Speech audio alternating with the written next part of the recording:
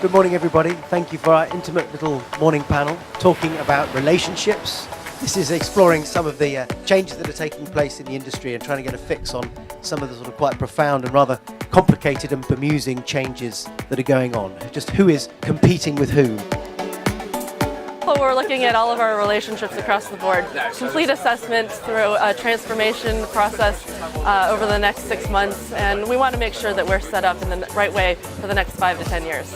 Relationships are built on trust, and I think one of the challenges is that because of the holding company model, which has been so compelling for so long, the diversification of services that holding companies have offered has arguably led to them losing sight of what actually agencies are really good at.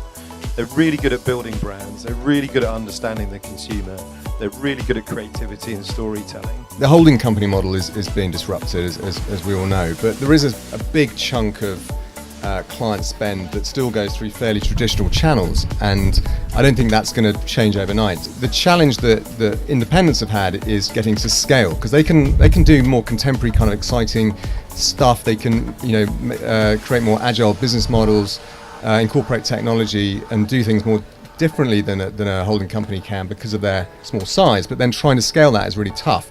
As the markets evolve, we've now created issues around fraud and trust and transparency, and brands are now starting to think, hold on, is this all what it's cracked up to be? Blockchain essentially in our world is essentially the only way to create a consensus-based governance framework where people are effectively verifying what they've effectively done. It's important to build those relationships and help drive those and drive engaging a conversation and a dialogue in the changing landscape of what's happening around the industry.